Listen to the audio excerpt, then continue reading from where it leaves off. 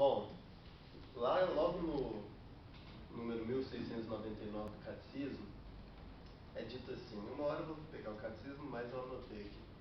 A vida no Espírito Santo realiza a vocação do homem.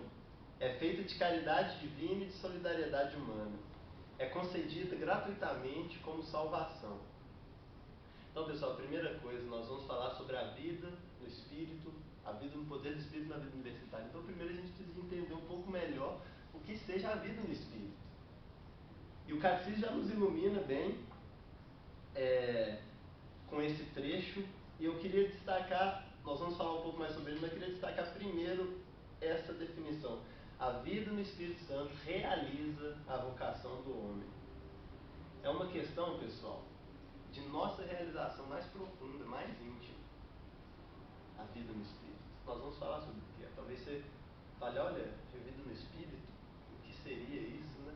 Certamente todos nós temos elementos do que é. Mas hoje nós vamos avançar um pouquinho nessa reflexão.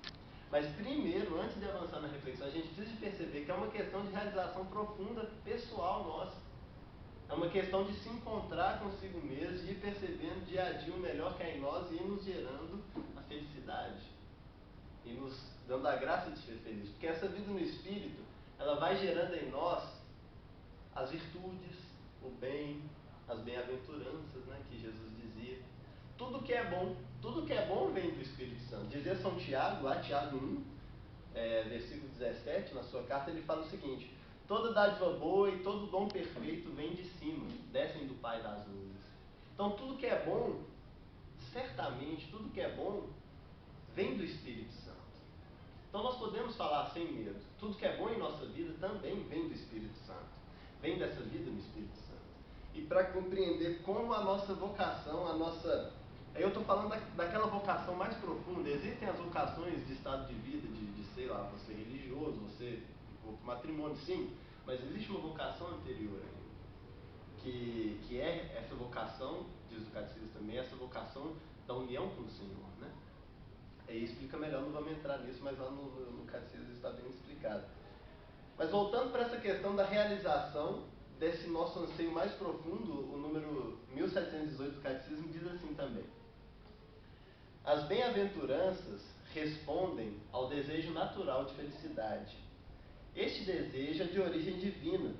Deus o colocou no coração do homem a fim de atraí-lo a si, pois só ele pode satisfazê-lo. Então a gente começa percebendo, a vida no Espírito realiza a nossa vocação, vai gerando as bem-aventuranças, vai gerando o bem em nós.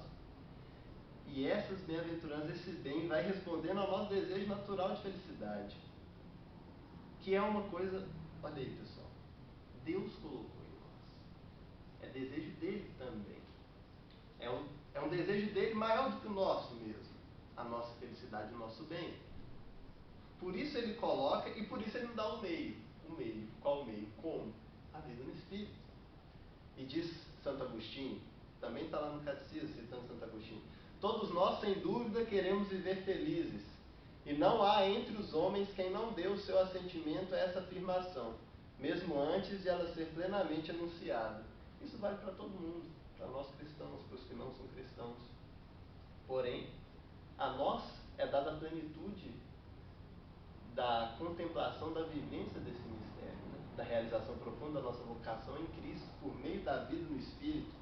E Santo Agostinho continua, agora lá em Confissões ele fala: como é então, Senhor, que te procuro? De fato, quando te procuro, ó meu Deus, é a vida feliz que eu procuro. Faz com que te procure, para que minha alma viva, porque tal como meu corpo vive da minha alma, assim a minha alma vive de ti. E o Catecismo cita também, eu me esqueci qual que é o santo aqui. Bom, mas lá no final nós temos referências, um outro santo que diz que só Deus sacia, São Tomás de Aquino. Simples, só Deus sacia. Então aí a gente já tem alguns elementos, pessoal. Essa vida no Espírito é uma resposta da pergunta que Deus mesmo colocou em nós para a felicidade. E que é procurando no Senhor que nós encontramos, como dizia Santo Agostinho aqui nessa citação. Então aí a gente vai já tendo um esboço. A vida no Espírito é algo muito inerente ao nosso desejo mais profundo. Mas a gente também precisa de entender, é que eu vou fechar um pouco o leque, porque talvez não seja o caso aqui, mas infelizmente hoje a vida no Espírito é muito mal compreendida. Por quê? Porque a espiritualidade, gente, a espiritualidade cristã, ela não é uma cultura, ou uma ideologia, ou uma experiência mística somente, né? Diga isso por quê? Porque hoje a gente tem esse problema aí quase que de nome, né? Quando a gente fala de vida no Espírito, de espiritualidade, é um fuzuê, é uma bagunça completa. Mas aqui a gente tem que deixar claro de qual vida no Espírito nós estamos falando, a espiritualidade cristã, que hoje essa questão de espiritualidade é mais tida como uma prática religiosa qualquer, do que como uma verdadeira aliança com a maiúscula, aquela que se refere à aliança com Deus, uma verdadeira vida nessa aliança e no Espírito Santo de Deus mesmo, que foi revelado por Ele, por Cristo. Então aqui a gente precisa de deixar claro, quando a gente está falando aqui de vida no Espírito, essa aliança, essa vida no Espírito Santo de Deus que nos foi revelado em Jesus, e não essa questão meio bagunçada aí que a gente tem hoje, muito, por exemplo, de uma vida, uma espiritualidade individualista, uma espiritualidade só minha. Não, eu mesmo tenho a minha prática espiritual lá na minha casa, sozinho. Não, a espiritualidade ela não brota de si mesmo, ela não vem de mim mesmo. A fonte não sou eu, a fonte é o Cristo. A gente precisa perceber isso. Como o Tiago dizia, ela vem do alto, ela brota do alto. Ela toca a mim sim, ela toca a mim na minha história, ela toca a humanidade na história dela, de forma muito profunda, mas não é daí que ela provém. Então a gente precisa de limitar isso, perceber do que nós estamos falando, né? Purificar essa linguagem meio dispersa e perceber também que a vida do Espírito é um mistério. Nós vamos aqui tentar pegar alguns elementos do que seja, já começamos, né? Mas sempre na perspectiva de que é um mistério, gente. E mistério é o quê? Mistério não é o que você não pode mexer, não. Mistério é o que você nunca chega no fim.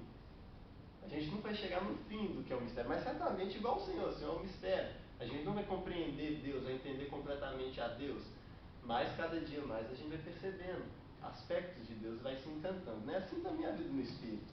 Porque nenhuma experiência individual, nenhuma análise científica, seja o que for, consegue aprender essa realidade por inteiro, né? Porque a vida no Espírito é participação no mistério de Deus.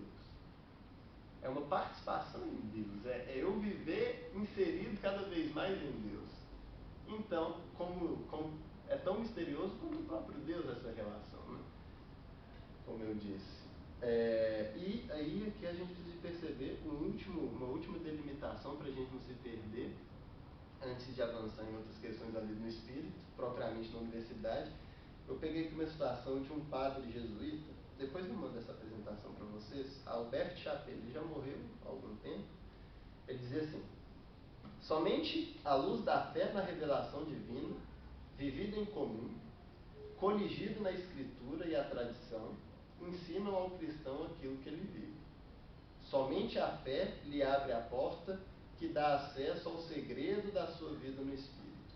Ele estava querendo explicar um pouco o que é a vida no Espírito, talvez ficou um pouco confuso, mas a questão é: o primeiro passo para a vida no Espírito é a fé. Simples, ótimo. Mas não é, como eu dizia, não é uma fé qualquer. É uma fé coligida, ou seja, coligir é você reunir as coisas em torno de algo. É uma fé ali centrada na Escritura e na tradição, com T maiúsculo, ou seja, o ensinamento dos apóstolos. Isso sim vai abrindo a nossa porta para a vida no Espírito, que continua o Padre Alberto falando que ela é a essência, né, a fonte do agir cristão. É essa vida no Espírito. A fonte de todo o nosso agir. E ela vai gerando frutos em nós. Agora a gente vai começando a perceber o que ela o que tem de prática nessa vida no Espírito, né? Primeira coisa, gente, a vida no Espírito ela vai gerando todos os frutos bons em nós, como eu dizia, e que eu vou falar um pouco das virtudes. Virtudes que nós precisamos sempre trabalhar e que são fruto do Espírito Santo, visando nossa realização. Eu vou focar virtude, gente. Virtude, diz o Catecismo lá em 1863, é uma disposição habitual e firme para praticar o bem. Isso é uma virtude. Tem vários tipos de virtudes, né? Tem as virtudes cardeais, tem as virtudes teologais, né? Que é a fé, a caridade e a esperança. Tem os frutos e os dons do Espírito Santo. Nós não podemos entrar aqui em todas por causa do tempo. Mas eu tomei duas das virtudes cardeais. As virtudes cardeais são a prudência, fortaleza, justiça e temperança. Eu peguei aqui duas, que é a prudência e a fortaleza, que são duas virtudes que nós usamos cada vez mais, assim, compreender melhor e tomar posse delas na nossa vida universitária, na nossa prática de vivência universitária no poder do Espírito Santo, que a gente vai falar mais lá na frente. Então, primeiro falando da prudência, gente, tadinha, a prudência era muito mal compreendida. Eu queria que a gente tentasse, assim, ler isso aqui do catecismo, está lá no número 1806, para entender melhor o que é a prudência. Que é outro termo. Gente, hoje eu não sei se você sente a mesma coisa. Os nomes estão tudo zoados. Eu falo de amor, aí o povo entende qualquer coisa. Eu falo de prudência, o povo está quase achando que é uma timidez, que é aquela pessoa assim, toda preocupada, consternada com as coisas. Eu falo de vida no espírito, o povo está pensando que é ir lá para o terreiro.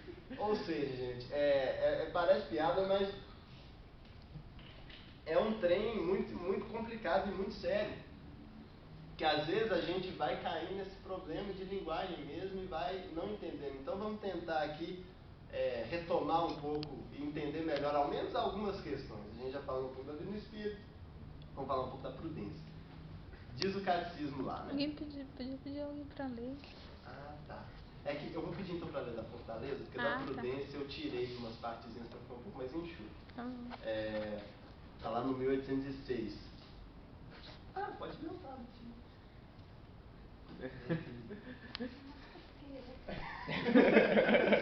É pra mostrar o rosto de vocês, ó, sorriso. Só vai lá. A prudência é a virtude que dispõe a razão prática para discernir em qualquer circunstância o nosso verdadeiro bem e para escolher os justos meios de o agir. De o atingir, mas sem problemas. Não se confunde nem com a timidez, nem com o medo, nem com a duplicidade e nem com a dissimulação. É guia das outras virtudes, indicando-lhes a regra e a medida. Graças a esta virtude, aplicamos sem erro os princípios morais aos casos particulares e ultrapassamos as dúvidas sobre o bem a fazer e o mal a evitar. Ok, então vamos devagarzinho, ponto a ponto aqui, perceber aí o que o catecismo lá no 1806 está nos dizendo. Primeiro, prudência é a virtude que dispõe a razão prática para discernir em qualquer circunstância o nosso verdadeiro bem e para escolher os justos meios de atingir. Ela está definindo o que é prudência. Então, não sei se você já teve a impressão de que prudência fosse assim: nossa, fulano é um ser muito prudente, ou seja, é aquele cara todo, não vou fazer isso, não, isso aqui não está legal, meio medrosão assim, né? Não, gente. Primeiro desconstrução tem que acontecer. E essa desconstrução, igual no português a gente fala imprudência. Imprudência de trânsito é o quê? O cara doidão mesmo que vai lá e bate o carro porque está numa velocidade, porque está chapado, enfim. Mas aqui vamos entender. Embora possa tocar aí também, mas a questão da prudência é mais profunda. Em qualquer circunstância, é uma questão de discernimento sobre o bem. Isso é prudência. Sobre o que é o bem. O bem nós sabemos, ele está em Cristo. Mas como que eu vou chegar lá? Qual que é o meio para eu conseguir atingir o bem? Na minha situação prática, diz lá no final, né? Graças a essa virtude, aplicando sem erro os princípios morais aos casos particulares e ultrapassamos as dúvidas sobre o bem a fazer e o mal a evitar. Meus irmãos, o Senhor nos deu 10 mandamentos, nos deu a vida dele para ter como princípio, como base, e nós sabemos, gente, isso não abarca todas as situações. Porque o que Deus deu de lei são só questões assim muito, muito sérias. Não matarás, não roubarás, e por aí vai, né? Mas ele nos deu a vida dele, a prática dele. Claro, no que é muito sério, ele precisou de acertar no que isso aqui é certo. Mas na maioria das coisas, ele nos deu a vida dele, ele nos deu a instrução, várias instruções de amar, de fazer ao próximo que quer que faça a nós mesmos, enfim, das bem-aventuranças em si. E como que nós vamos pegar? Sem medo, gente. Porque aqui fala também, a prudência não se confunde com timidez nem com medo. Sem medo de, a partir do que o O Espírito nos diz, a partir do que o Senhor nos diz, aplicar isso na nossa vida real. E isso é muito importante na vida universitária, gente. Porque aqui a gente é desafiado com realidades muito novas. Obviamente, quando eu digo sem medo, não estou falando de uma questão como se fosse uma loucura, assim, de falar, eu vou chutar o balde então, não vou ouvir ninguém, eu vou só no que eu estou sentindo. Não, porque o que eu dizia no início, a vida no Espírito, ela não vem de mim mesmo. Ela brota de uma fonte que é exterior a mim, ela brota da fonte da tradição, da Escritura, do olhar para o Cristo, brota. Mas tudo isso não vai te dar, assim, prontinho, no manual de instrução, a resposta que você precisa sempre. Não vai dar. O Espírito vai dar, mas ele dá por meio da prudência. Que a partir de tudo que você vai vivendo, por isso essa virtude é a primeira virtude cardeal, a primeira das 4. A partir de tudo que você está vivendo, sem medo, sem timidez, sem dissimular as coisas, não é isso. Você vai conseguindo entender, nossa, como que eu vou chegar ao bem? Fala aqui, né? Guia as outras virtudes, indicando-lhes a regra e a medida. A prudência vai guiando as outras virtudes, o nosso conhecimento sobre o que é bom, para nos dar a graça de saber, isso aqui é bom, isso aqui cabe, isso aqui convém, isso aqui não nessa situação. Então a gente precisa de exercitar mais essa virtude, pessoal, principalmente na vida universitária. Pedir a Deus mais do que exercitar, porque é um dom também, mais do que um exercício, é um dom. Pedir a Deus a graça da prudência, que é nos dar esse discernimento, sem medo, gente. Eu digo sem medo por quê? Porque a nossa fé não pode ser uma fé que nos coloca lá trancado com medo do mundo. Nossa fé tem que ser uma fé que nos manda embora, nos manda sair. Vai mesmo, Jesus ia. O Papa falou há pouco tempo, ele prefere uma igreja esfarrapada por sair aí nos caminhos do mundo do que uma igreja doente por estar fechada lá na sua salinha. E é uma escolha, a gente escolhe um ou outro. E eu estou falando aqui de igreja, por quê, meus irmãos? Quem que é a igreja aqui no FMG? Somos nós. Nós somos a face dela. Eu não estou falando assim, quem que é a igreja. Vocês estão entendendo, né, pessoal? Nós não vamos legislar nada, nós, obviamente não. Mas a face do Cristo aqui, enquanto igreja, isso é uma dimensão eclesiológica, ou seja, da igreja, é, muitas vezes, nós mesmos, o pessoal católico está por aí, não é verdade? Pessoas de boa vontade, graças a Deus, que estão por aí também. Mas então, pessoal, nós precisamos da prudência, que não é vergonha, não é timidez, não é medo, mas para nos dar a graça de inserir nesses meios aí, ó, e saber convergir isso para o bem. Porque às vezes, lá na sua sala, lá no grupinho de amigos, lá na estrutura, sei lá qual, está faltando alguém que faça aquilo, ao menos convergir um pouquinho para o que é positivo. E isso é vida no Espírito. Isso é missão, nós vamos chegar lá. Nós vamos falar mais disso. Mas então grava, é a prudência. E outra virtude que nós precisamos, gente. E especialmente eu peço a Deus que dê a nossa geração, a minha geração, essa graça, porque eu sinto, às vezes, infelizmente, a gente está perdendo isso, que é a fortaleza. Desde que o mundo é mundo, o jovem é um sinônimo de fortaleza. Ao menos na minha leitura. Se vocês tiverem uma outra leitura, pode ser uma boa leitura. Mas na minha leitura é assim. E nossa geração, será? Não vou aqui ficar também malhando nossa geração, porque tem muitos benefícios, mas essa virtude a gente está perdendo. É uma virtude cardeal. E o que o catecismo diz dela? A fortaleza é a virtude moral que dá segurança nas dificuldades, firmeza e constância na procura do bem. Olha, ela tem uma ligação boa com a prudência. Ela firma a resolução de resistir às tentações e de superar os obstáculos na vida moral. A virtude da fortaleza dá capacidade para vencer o medo, mesmo da morte, e enfrentar a provação e as perseguições.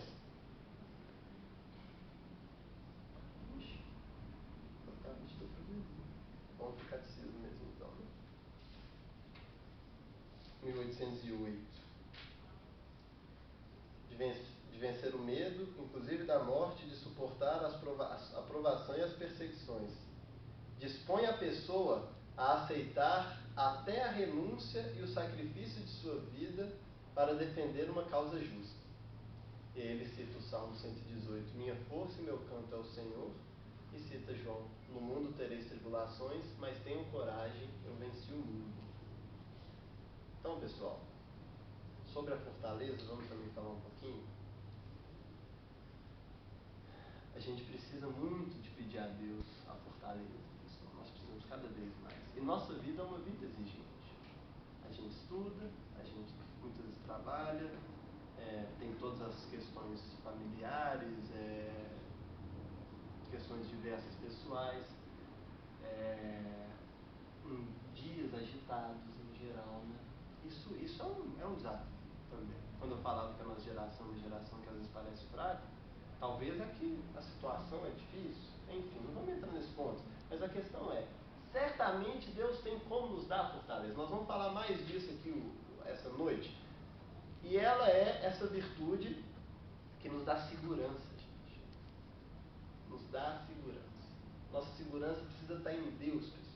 Nossa segurança não precisa estar, não pode estar no outro, não pode estar no dinheiro, não pode estar no seu estudo.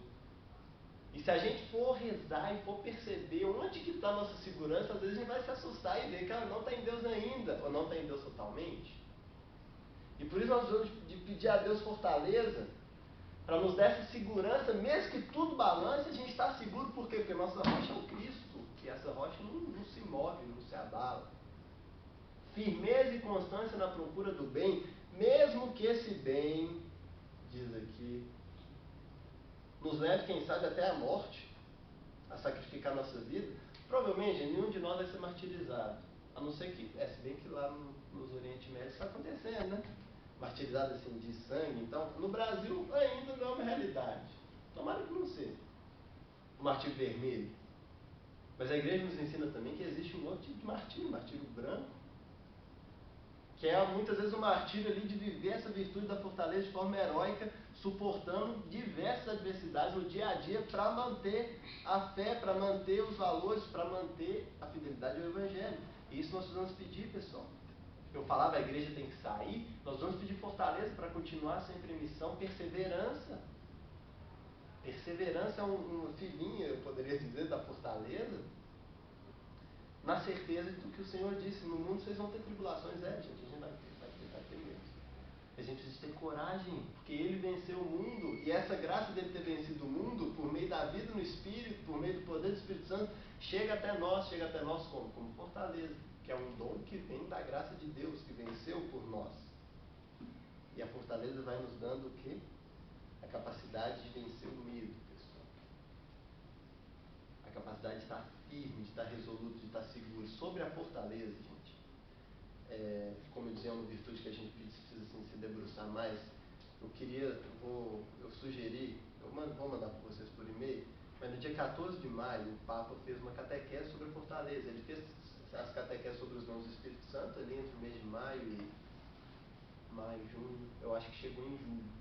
Não, são 7, né? Então maio e junho, foi isso. Mas no dia 14 de maio ele falou sobre a fortaleza. Gente, foi o melhor texto que eu já li sobre a fortaleza até hoje. Fantástico. Uma página.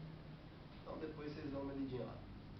Então essas duas grandes virtudes aí a gente precisa de avançar para viver a vida no Espírito aqui na universidade. Claro, Deus vai nos dar tantas outras virtudes, mas essas duas eu quis dizer. E essa vida no Espírito, outro fruto dela, além das virtudes, gente, é que a vida no Espírito é essencialmente uma vida eucarística, pessoal. Queria falar isso para vocês aqui, nós vamos entender. Vida eucarística, Mateus, o que é isso? Não sei se eu já vou falar disso. Mas nós vamos falar um pouco disso aqui, porque não dá para perder isso de mente. Não dá para perder isso de mente. Como eu dizia lá no início, né, a vida no Espírito Santo realiza a vocação do homem, né? É feita de caridade divina e de solidariedade humana e é concedida gratuitamente como salvação. Enquanto a primeira parte fala da realização da vocação, da felicidade, que a gente já tratou, essa segunda parte toda ali, caridade divina, solidariedade humana, ser concedido como salvação, e são aspectos eucarísticos muito claros. A doação de Deus, a caridade de Deus, a nossa solidariedade e generosidade são termos muito bons, né? A gente às vezes não usa tanto essa nossa aderência ao plano de Deus, né? Então tá, vida eucarística, Mateus, como isso? Primeiro, gente, vida eucarística é acolher o dom de Deus. Por quê? Porque a gente faz em memória dele. É acolher esse Deus que se doa todo a nós, não teve medo da morte, enfrentou a morte, venceu o mundo para se doar a nós, E a gente acolhe, nossa, esse Deus se doou, Deus, o Deus único, verdadeiro, se doou inteiramente a mim, se fez trigo para ser morto e pisado para dar vida a mim. Aceitou a sorte do caminho do grão de trigo. Como dizia aqui São Paulo, né? Quantas bênçãos ele nos deu. Então é tudo isso. E é colhendo as maravilhas de Deus no dia a dia. Isso é um aspecto muito importante da vida eucarística, isso é a base dela. É ir acolhendo e ter um coração sempre disposto, sempre generoso, sempre grato a Deus por isso. E dizer aquele mesmo padre jesuíta, que você tem bastante hoje aqui, que é a alegria do acesso à intimidade divina e ao seu amor mais forte do que a morte. Falando da vida no Espírito. Um aspecto muito forte da vida no Espírito. Essa alegria, gente, de acessar a intimidade de Deus. Gente, que coisa, que presente. Eu estou com um problema, eu estou com uma dúvida, eu vou pedir a Deus auxílio e Ele responde. A palavra vai entrando na nossa vida e vai nos dando caminhos, diz o salmista várias vezes, né? Tem um salmo que eu gosto muito, que eu acho que é de Davi, que ele fala: o Senhor foi meu conselheiro desde a juventude, por isso eu fui mais sábio que meus mestres, mais sábio que os meus instrutores. Porque, gente, que benefício fantástico! O Deus de tudo, Ele está aqui para nos auxiliar. E com um amor que nós não compreendemos, muito maior do que o de qualquer um de nós. Então, o primeiro aspecto da vida eucarística é esse. Esse a gente fala muito, quando a gente fala do amor de Deus, nós estamos falando disso. Que bom, tem que falar mesmo. E esse acolhimento, ele nos leva a sair. E esse é o aspecto da vida eucarística que eu queria falar mais aqui. Porque a vida eucarística, o mesmo padre também dizia, é um chamado de Deus a realizarmos o mesmo que Ele. Esse chamado desdobra em nós no aspecto da vida eucarística. Né? Eu sinto, posso estar enganado, que esse aspecto a gente trata pouco ainda na igreja. Eu sou fã, eu sou fascinado com a espiritualidade sacramentina, né? Vindo de São Pedro de Guanimara, aqui em BH tem o pessoal da Boa Viagem. Eu fui criado em uma igreja dessa e eles tratam muito disso. Eu queria trazer um pouco disso para vocês, porque disse o Senhor lá em Coríntios 11, 24, mas em toda missa, fazer isso em memória de mim. É em memória do Senhor que a gente faz, Ele está se referindo ao sacrifício dele, sim, a esse acolhimento nosso, sim, mas o sacrifício dele também é um chamado para a gente fazer o mesmo. Afinal, diz Mateus 10, 25, que a gente não pode perder isso de vista, gente. Ao discípulo basta ser como o mestre. Mateus diz. E diz em outros lugares também a palavra. A nós basta ser como Jesus, gente. Se Jesus se doou, nós precisamos nos doar, senão nós estamos seguindo Ele. Senão nós não vamos chegar lá naquela felicidade. Senão a gente está simplesmente pegando uma partezinha do Evangelho que é boa e a outra a gente está descartando. Ou seja, não estamos seguindo o Evangelho, não, nós estamos seguindo o que nos apraz. É assim mesmo que você está seguindo. Fazendo uma bagunça de tudo. Eu estou falando aqui, gente, não é questão tipo assim, às vezes você caiu em pecado, você desviou, tal, você levantou. Não é disso que eu estou falando, isso acontece.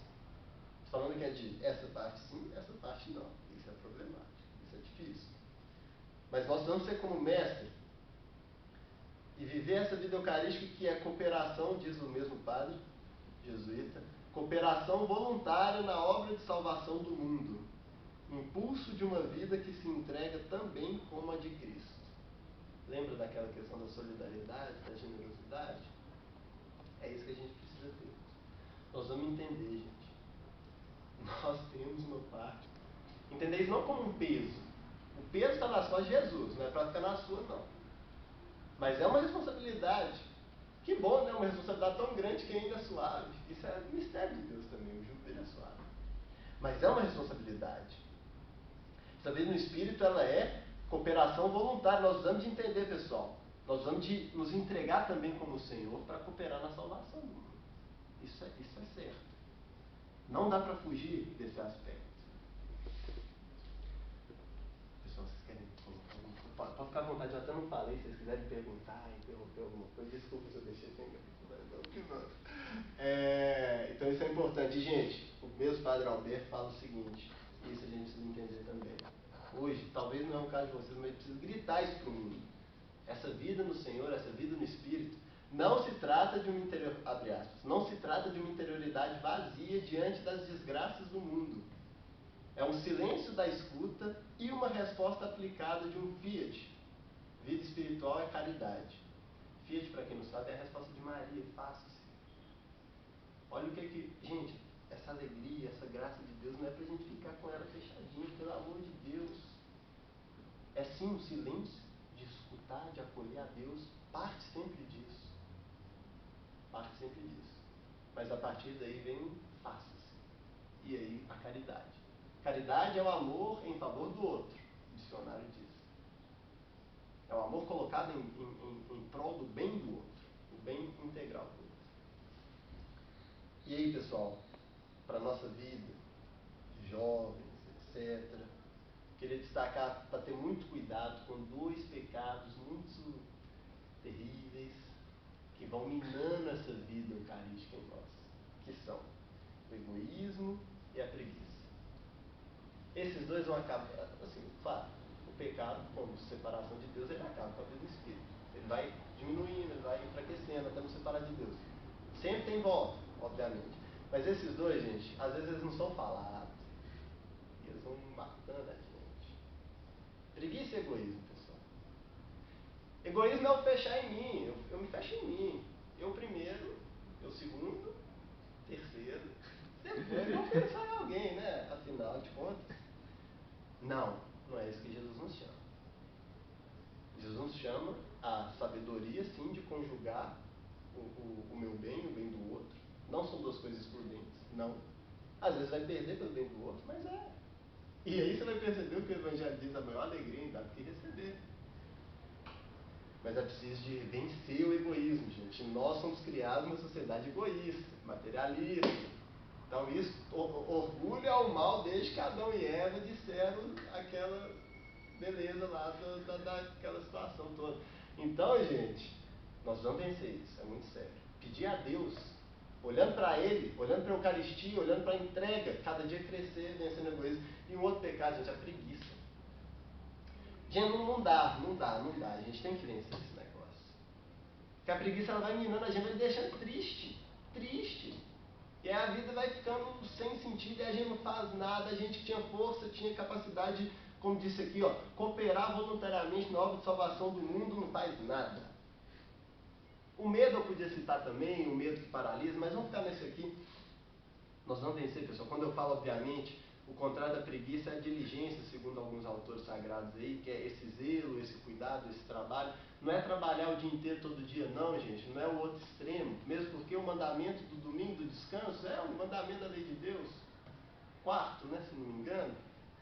Mas, sem dúvida, é perceber também que, como Jesus, nós precisamos sim nos esforçar. Diz Jesus, eu esqueci agora, onde exatamente, se não me engano, é João 5. O Pai está sempre trabalhando. Eu também estou trabalhando. Então nós vamos ter isso, pessoal. Eu não estou falando aqui de ativismo, não. Talvez o seu trabalho é interceder. É pegar a Bíblia lá na sua casa e ler para a palavra de Deus se encarnar em você. E aí você vai transformar o mundo, porque você não transforma o mundo sozinho. É Cristo que transforma em você. Aliás, a gente não transforma nada, gente. É só Cristo em nós. Mas a preguiça é um mal. É um mal. Por quê, gente? E aí também, pessoal, não é porque a gente é ruim. Mas às vezes a gente está lidando, isso é uma coisa até os psicólogos, eu já estudei um pouco, eles explicam uma coisa. Quando a gente vive o dia inteiro assim, resolvendo crises, resolvendo grandes problemas, às vezes nosso trabalho é isso, agitado, quando a gente tem um tempinho à toa, a gente quer ir para fazer o oposto, que é tipo assim, a coisa mais idiota, assim, mais sem nada a ver que você tiver para fazer. Se você quer dormir o dia inteiro, você já percebeu quando a gente está muito cansado, a gente quer dormir o dia inteiro. A gente dorme o dia inteiro e fica mal porque dorme o dia inteiro. Claro, um dia não tem. Vocês estão entendendo, gente? Vocês estão entendendo? Não vamos ter aqui ciência.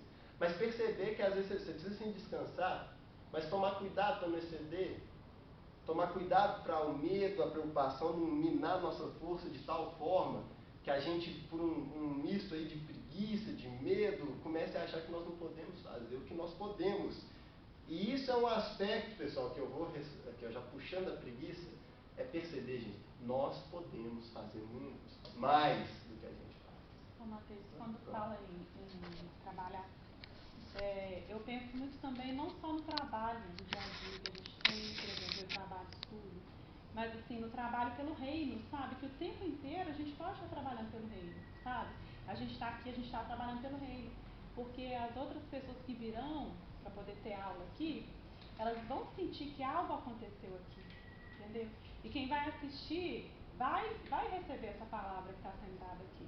Então todos nós aqui em conjunto estamos trabalhando pelo reino, escutando e depois passando para frente, sabe? Então quando eu estou em oração, quando eu faço minha oração do texto, eu trabalho pelo reino. Por quê? Porque eu estou rezando junto com toda a comunidade católica, sabe? Junto com a comunhão dos santos. Então eu acho que o tempo todo dá pra gente trabalhar pelo reino. Exatamente. E isso, Gisele, é um ponto essencial. Eu vou falar aqui agora de prática, gente. Quando eu falar de prática, não associem com trabalho prático imediato. Por exemplo, ir lá fazer uma missão, nossa realidade, ir lá organizar uma experiência de oração, sei lá. Isso é uma parte, sim. Mas eu queria que a gente associasse talvez um pouco mais até com o que a Gisele disse. Por quê, gente? Aquela mesma lógica que eu falava, começa com acolhimento e ele gera o resto. Ou seja, eu vou falar aqui de vida de oração, eu preciso de rezar, senão eu não vou fazer nada. Né? Então, a prática pode ser isso que Deus está querendo de mim e de você um pouco mais. Né? Muito, muito pertinente a sua colocação, Gisele. Por quê? Porque isso vai gerar em nós, gente, a graça. Não é as mesmas que eu vou falar aqui, de ser como Cristo. Você já pensou nisso? Te parece uma heresia? Parece uma loucura? Não, não é. É o desejo de Deus. Recapitular tudo em Cristo, aqui, ó, Efésios, levar a história à plenitude, reunindo o universo inteiro, tanto as coisas celestes como as terrestres, sobre uma só cabeça que é o Cristo, é nada mais nada menos do que diz Paulo em outro momento também, fazer do Cristo o primogênito dentre muitos. O primeiro de muitos semelhantes a ele somos nós. Levando tudo à sua plenitude, ao seu esplendor original. O que é a plenitude e esplendor original, gente? É a imagem semelhante de Deus. É o que a gente é chamado a ser. É aquela vocação lá do início, aquela que nos deixa felizes. Cada dia, gente, a gente vai perceber, nossa, eu estou mais parecido com Jesus, que bom. Isso sim sacia, pessoal. Isso sim dá alegria. Isso é aquela bem-aventurança que Santo Agostinho dizia, que o Catecismo dizia lá no início que eu citei, que nos dá felicidade, que é o nosso preenchimento. É esse processo, pessoal, esse processo, essa vida eucarística, esse fruto de vida no Espírito que vai nos fazendo brotar, passo a passo, brotar em nós essa conformação com Cristo. Conformação. Você está entrando na forma. Você está se tornando tal qual o Senhor. E aqui eu trago duas frases que vão explicar melhor do que se eu ficar falando aqui. Uma do Papa Francisco, uma do Padre Alberto, que eu citei várias vezes aqui. O Papa Francisco diz assim, se eu não me engano, isso aqui foi na catequese que ele deu sobre o sacramento do crisma. Ele também fez catequese recentemente sobre os 7 sacramentos.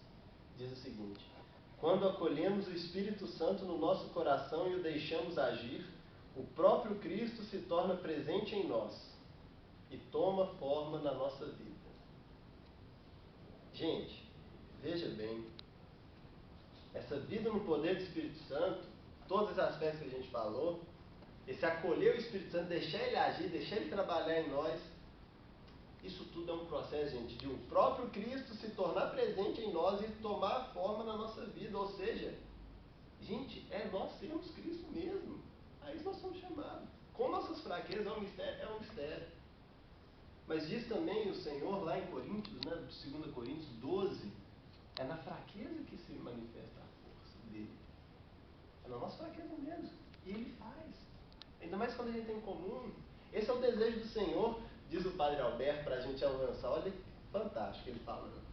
Vida no Espírito é divinização e participação por graça naquilo que Deus é por sua própria natureza. Deus por participação. Eis a meta que é chamada criatura humana. Gente, essa frase eu acho assim, fantástica. A gente não pode perder isso de vista, não. Olha o que a gente é chamado a ser Deus. Claro, por participação, pela graça dele. Vejam bem, igual eu falei no início, isso não é uma maluquice, não. Pode soar absurdo, porque às vezes a gente está acostumado, e talvez até nós vivemos de fé, a gente está acostumado a... eu sou tão ruim, eu sou tão... Não, gente, isso não é cristão, não. Você só olha porque você é ruim para colocar diante de Deus e falar, Senhor, me faz melhor. Isso é fortaleza. Eu não me deixo vencer, não. Eu não sou orgulhoso a ponto de me fechar no meu ser ruim.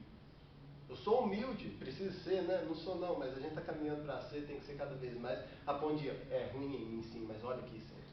Então, pela sua graça, me dê o dom de ser Deus por participação, de ser um contigo, de ser como o Senhor. Disse o Senhor, se creres em mim, vão fazer as minhas obras e outras mais. Por quê, gente? Porque essa é a meta. É uma meta muito grande, gente. Que Deus nos dê a graça de cada dia perceber mais assim, a grandeza dessa meta.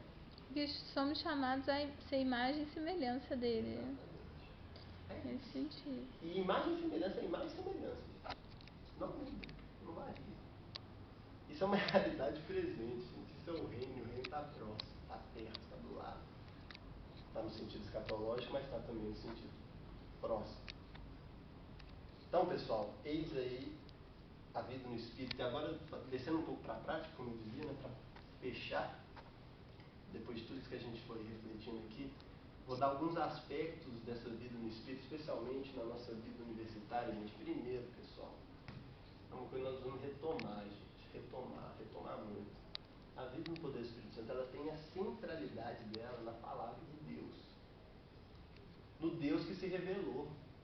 E a revelação, gente, ela se baseia toda na Escritura, mas tem também a tradição e o magistério, né, o catecismo, os ensinamentos da igreja, que vão nos ensinando mais a interpretar o que está escrito. Numa linha constante e fiel e segura desde Pedro. Mas a gente precisa, pessoal, precisa de voltar a ter prática com a Bíblia, a pegar a Bíblia, a ler a Bíblia. Ai, Mateus, eu não entendo tudo. Você não vai entender tudo, gente. Tem uma passagem que eu gosto muito, eu acho fantástica, que é a passagem de Romanos 12, se eu não me engano, 3, que fala assim: não vos conformeis com esse mundo, mas transformai-vos pela renovação do vosso homem interior. Vai continuar. Eu acho interessante, porque cada momento da minha vida, essa passagem fala alguma coisa. E é isso, a palavra de Deus em cada momento ela vai nos inspirando uma coisa. Mas a gente precisa de ter mais tato, até porque senão a gente não vai ter prudência, porque se eu não sei, se eu desconheço a palavra de Deus, eu desconheço o Cristo, dizia São Jerônimo.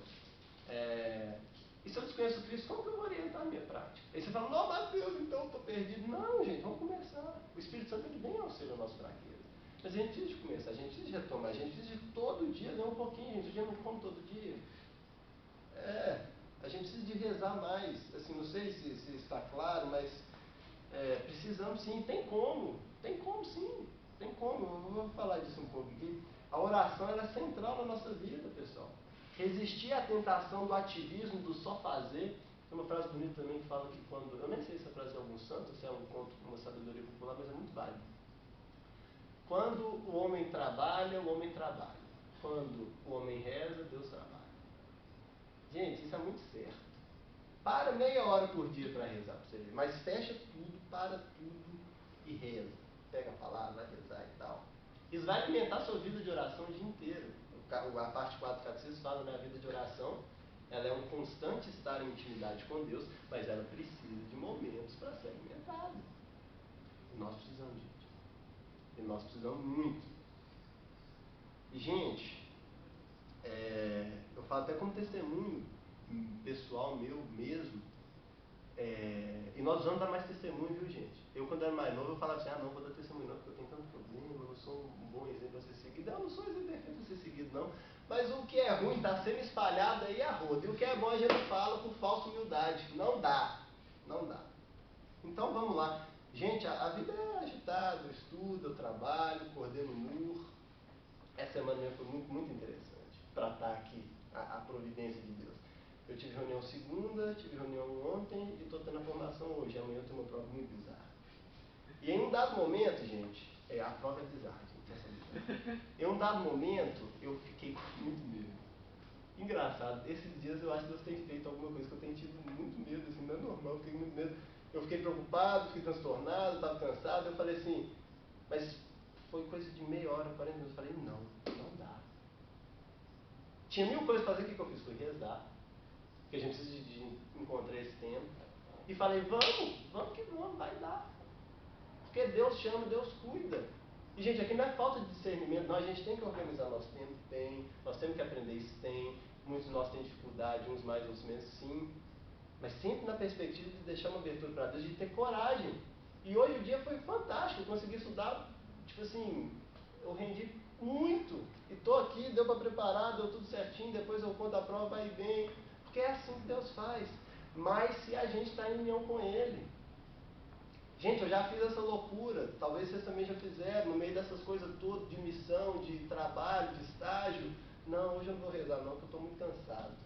Sei lá, velho, acorda, você acorda 6, acorda 5h30 e reza. Ou então, no meio do dia, faz... Gente, Deus dá a criatividade para a gente fazer alguma coisa. Se você não encontra tempo, então vou te falar, talvez é a sua ordenação de valor que está meio errado. O que vale mais? Todos os seus trabalhos ou rezar um pouquinho? Sério, gente, não é um absurdo. A gente precisa de retomar isso. Porque aí nós vamos ter mesmo a graça de ter essa vida no Espírito, na universidade, de ser Cristo, de ser eucarístico, de mudar a realidade, gente. Porque nós somos chamados a mudar a realidade, gente. Isso também é uma coisa que nós precisamos de recordar. Nós não somos chamados a uma vida tímida, a uma vida de poucas coisas. Eu não estou falando que talvez você não vai ver, talvez você não vai perceber. Muitos santos não perceberam, mas mudar a realidade. Eu falava de São Pedro de Leão, que fundou os Sacramentinos.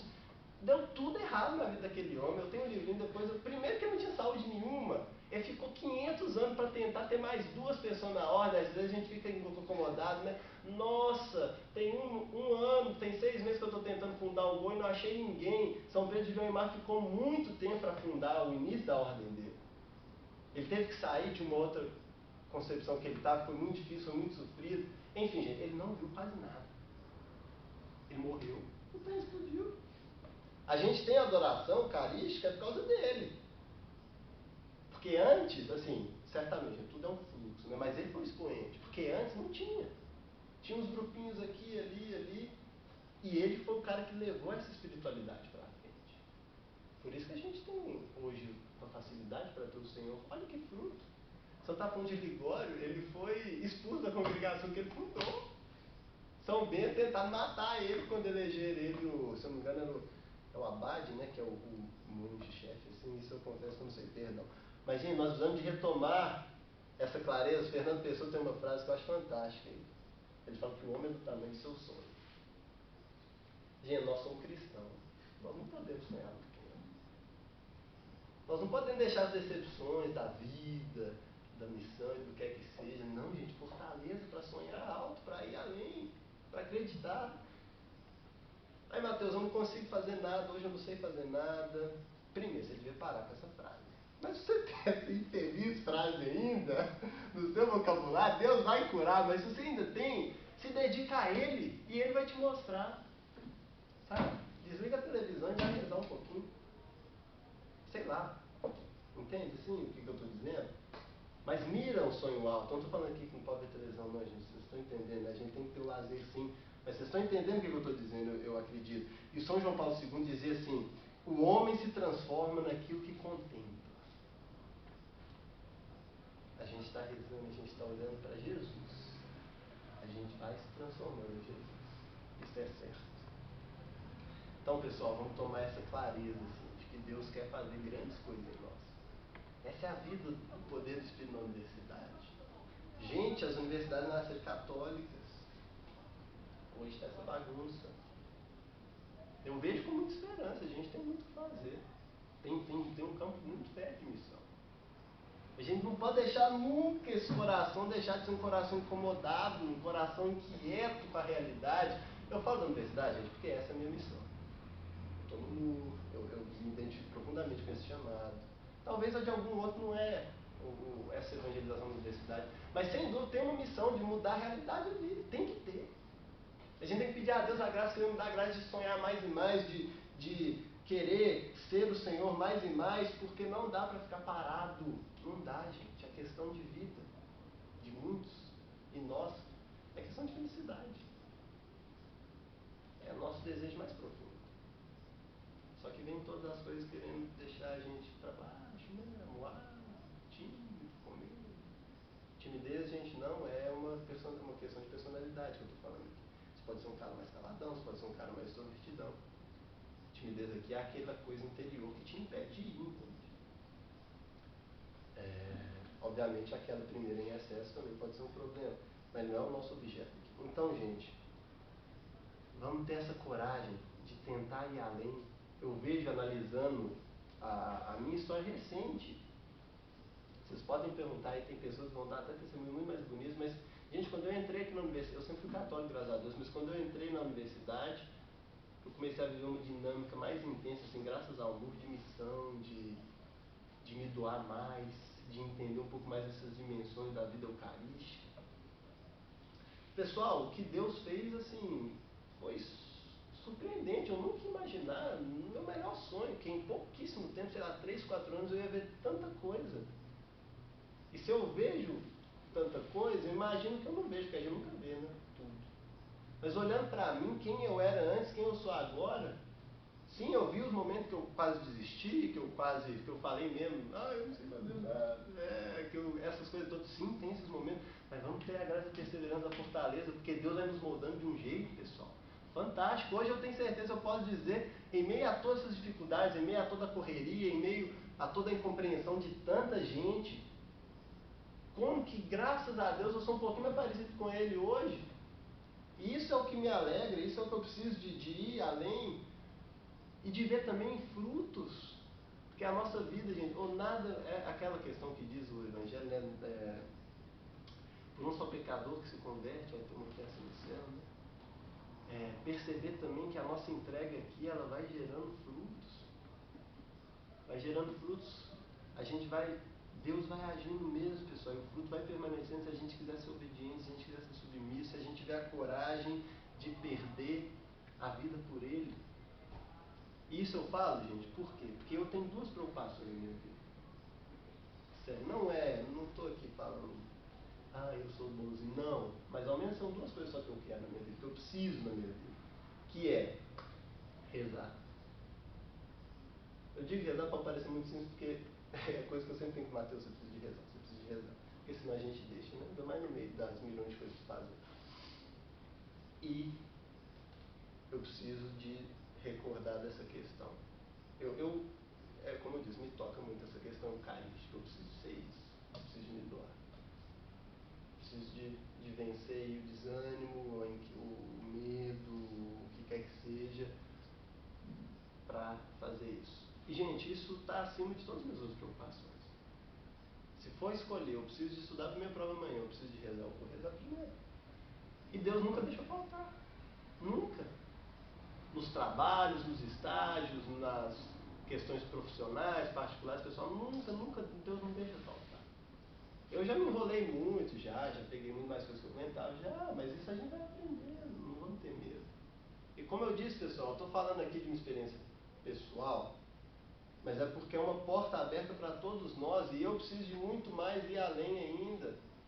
Mas nós também, talvez você também vai perceber, nossa, eu preciso de ter alguma coisa assim, porque, gente, nós vamos buscar em primeiro lugar o reino de Deus, nós vamos buscar em primeiro lugar estar com Cristo, para que essa vida, esse poder do Espírito Santo possa vir até nós e mudar a nossa realidade. E eu falo, mudar nossas universidades aqui. Esse é o nossa meta, o nosso desejo. A gente já tem visto as primícias, os primeiros frutos disso, né? Em tão pouco tempo. Então nós temos ainda muito a fazer. Só para terminar, eu fico imaginando, vocês sabem, nós fizemos 20 anos, né, do MUR. Se 20 anos atrás, sei lá, o seminário tinha 50 pessoas, algo menos que